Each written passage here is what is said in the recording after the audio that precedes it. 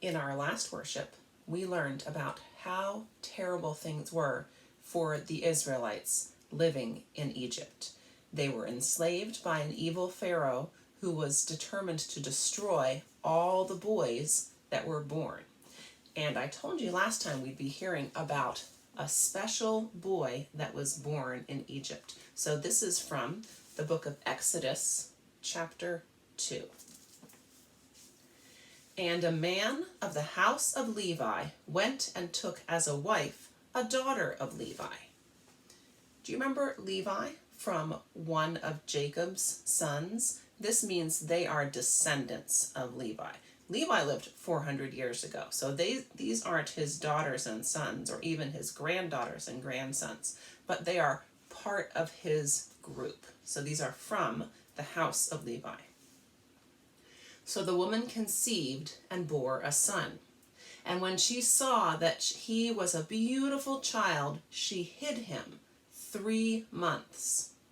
But when she could no longer hide him, she took an ark of bulrushes for him, daubed it with asphalt and pitch, and put the child in it, and laid it in the reeds by the river's bank.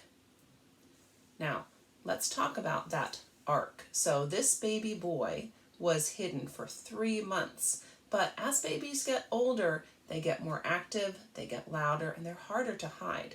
So this woman from the house of Levi took her son and hid him in an ark. Can you think of another story that has an ark in it? Maybe you thought of Noah's ark, which is the same kind of thing. It's something that holds something special or precious.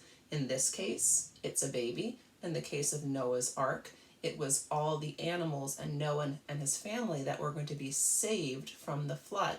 We're actually going to see another ark that comes up much later, but I want you to imagine that ark as something that's made to protect and save something precious. In this case, this is that little boy that's put in the ark of bulrushes and laid by the river. And his sister stood afar off to know what would be done to him. Then the daughter of Pharaoh came down to bathe in the river. And her maidens walked along the riverside, and when she saw the ark among the reeds, she sent her maid to get it. And when she opened it, she saw the child, and behold, the baby wept. So she had compassion on him and said, "This is one of the Hebrews' children." So this is Pharaoh's daughter. If someone is the daughter of a ruler, can you think of a name we call them? Sometimes we call them a princess. Now this princess, this daughter of Pharaoh, saw this baby boy and knew that it was one of the Hebrews' children, one of the Israelites, and knew it was supposed to be killed in the river. But she had compassion. She wanted to save it. And remember, she is being watched by the baby's sister, who wanted to see what would happen to her baby brother. Then his sister said to Pharaoh's daughter, "Shall I go and call a nurse for you from the Hebrew women, that she may nurse the child for you?" And Pharaoh's daughter said to her, "Go." So the maiden went and called the child's mother. Then Pharaoh's daughter said to her, "Take this child away and nurse him for me, and I will give you your wages." So the woman took the child and nursed him. So this sister that's standing by the banks of the river sees the princess find this little baby and says, "He's such a small baby, you need someone to help take care of him. I know someone who can help take care of him."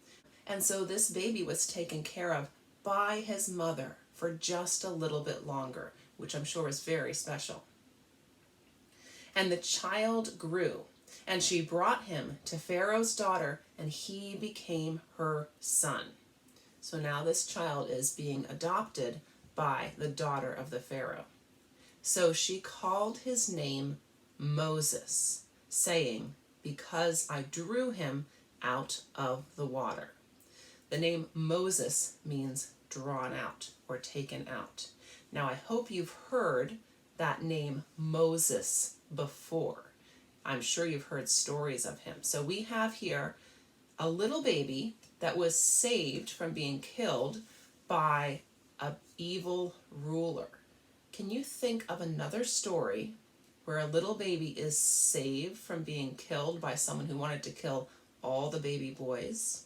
It might remind you of the story in Christmas of Herod, the evil king, and how the Lord was saved.